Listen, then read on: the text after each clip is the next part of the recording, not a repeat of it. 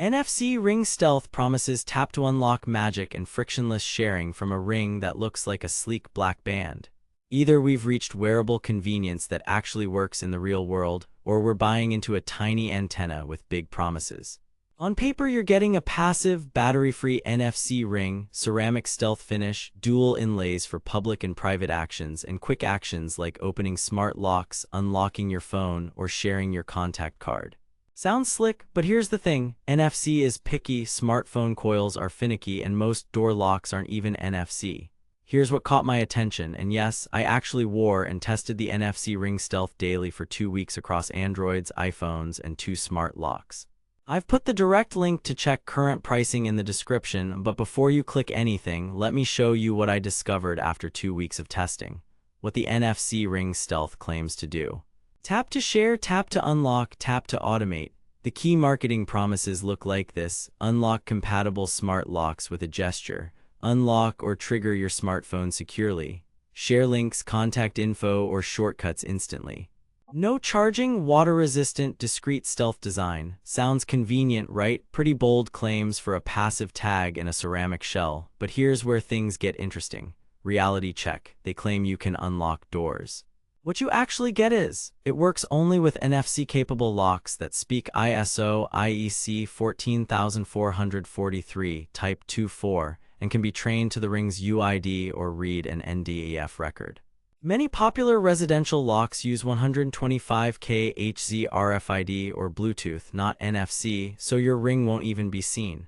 Evidence: my test Yale Smart Lock Bluetooth keypad, no NFC, couldn't detect it at all. A demo NFC dev kit board read it consistently, and a Nuki with NFC module worked after pairing but required precise orientation. If your lock doesn't explicitly list NFC compatibility, this ring won't unlock it.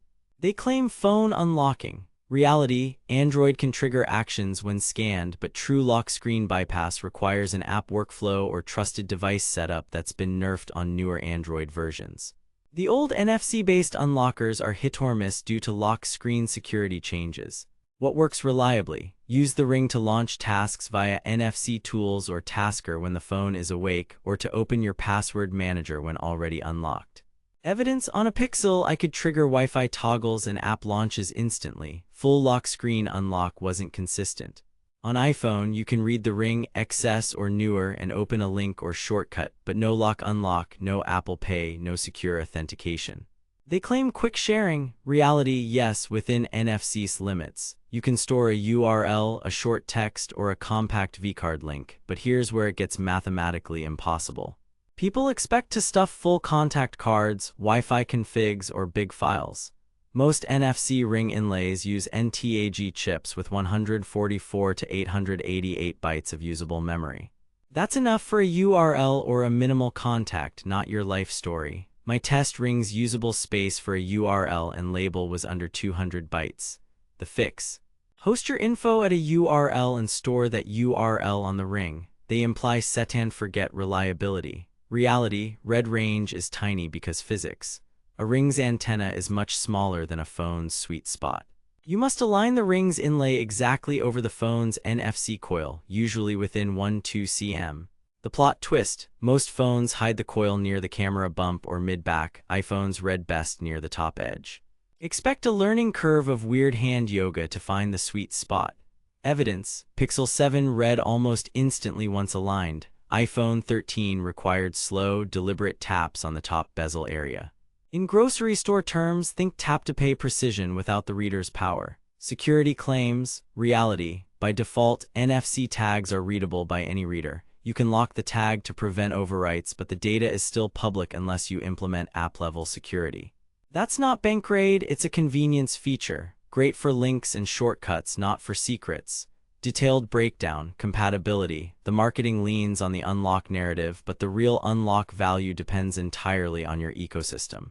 It's fine with NFC-savvy systems, Android triggers, Nuki with NFC, dev boards, and some Office access systems that can enroll NFC tags. It will not work on Bluetooth-only locks, most keypad locks, or legacy 125K Hz RFID systems, HID procs, M4100. Here's what nobody tells you: your Office fob likely isn't NFC, so you can't clone it to the ring. And no, it won't replace Apple Pay or Google Pay, read range and speed. Reads are snappy once aligned, but alignment is everything. Across my tests, Pixel 7 detection averaged under 0.5 seconds when the inlay overlapped the coil. iPhone 13 took 1.5 seconds. If you wear the ring with the wrong side facing, it can feel like tech roulette. Dual inlays help store public info on one side, private triggers on the opposite. But that doubles the orientation learning curve. Build quality, the stealth finish looks clean and, well, stealthy. Ceramic is scratch-resistant and hypoallergenic, which is great. What the marketing doesn't mention, ceramic can be brittle. A hard drop-on tile can chip or crack it. Sizing is crucial because resizing a ceramic ring isn't a thing. Get a sizer first. Mine handled showers and hand-washing fine, no degradation after 2 weeks. No battery to charge is a genuine win. Setup and apps. The NFC Ring Control app lets you write standard NDEF records. Power users will want NFC Tools or Tasker on Android for automation. On iOS, shortcuts plus the built-in reader works, but background triggers are limited. Users still have to tap and confirm in many cases. User sentiment, real-world reviews are mixed. Fans love the convenience of sharing a portfolio link or triggering smart home scenes. Frustrated buyers expected it to unlock everything like magic and ran into compatibility walls and redangle quirks. That gap is marketing versus physics. Verdict: buy with caution. If you know exactly what NFC can and cannot do, the NFC Ring Stealth is a slick, battery-free shortcut gadget that can speed up small tasks, share a link in style, and integrate with NFC-friendly locks. Pros: no charging, discreet design, water-friendly, decent app ecosystem on Android, dual inlays for workflows. Cons: narrow compatibility for locks, tiny memory, alignment learning curve, brittle if abused, limited iOS automation, and no payments. Price swings, so value depends on what you'll actually use it for. Worth it if you want a wearable NFC trigger and you've confirmed your lock or workflow supports NFC. Skip this unless you're ready to live with NFC's limits and do a bit of setup. Stay savage out there. Thanks for watching. If this review saved you from wasting money or helped you find something actually worth buying, I've put the link to check current pricing and read more reviews in the description.